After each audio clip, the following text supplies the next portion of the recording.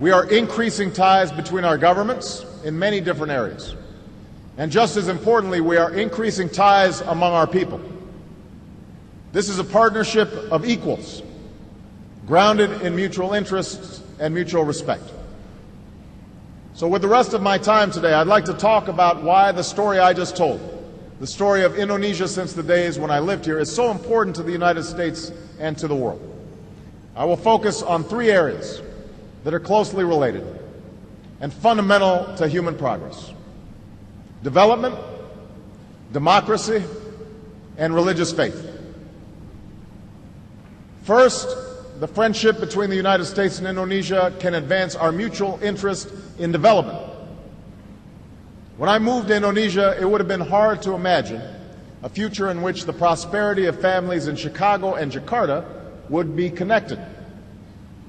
But our economies are now global, and Indonesians have experienced both the promise and the perils of globalization, from the shock of the Asian financial crisis in the 90s to the millions lifted out of poverty because of increased trade and commerce. And what that means, and what we learned in the recent economic crisis, is that we have a stake in each other's success. America has a stake in Indonesia growing and developing, with prosperity that is broadly shared among the Indonesian people.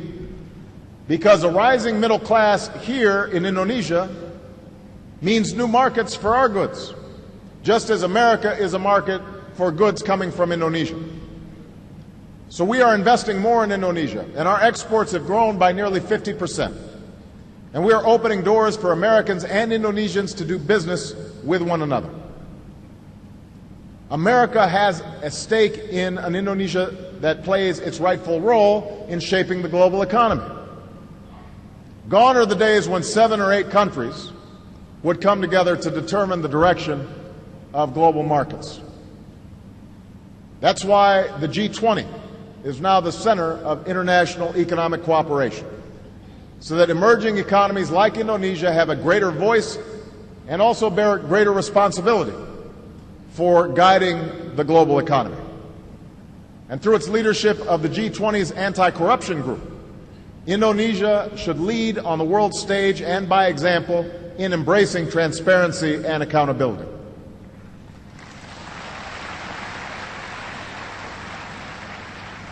America has a stake in an Indonesia that pursues sustainable development, because the way we grow will determine the quality of our lives and the health of our planet. And that's why we're developing clean energy technologies that can power industry and preserve Indonesia's precious natural resources. And America welcomes your country's strong leadership in the global effort to combat climate change. Above all, America has a stake in the success of the Indonesian people. Underneath the headlines of the day, we must build bridges between our people, because our future security and prosperity is shared. And that is exactly what we're doing by increasing collaboration among our scientists and researchers, and by working together to foster entrepreneurship.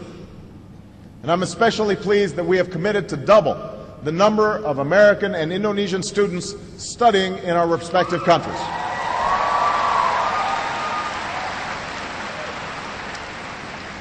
We want more Indonesian students in American schools, and we want more American students to come study in this country. We want to forge new ties and greater understanding between young people in this young century. These are the issues that really matter in our daily lives. Development, after all, is not simply about growth rates and numbers on a balance sheet. It's about whether a child can learn the skills they need to make it in a changing world. It's about whether a good idea is allowed to grow into a business and not suffocated by corruption. It's about whether those forces that have transformed the Jakarta I once knew, technology and trade and the flow of people and goods, can translate into a better life for all Indonesians, for all human beings, a life marked by dignity and opportunity.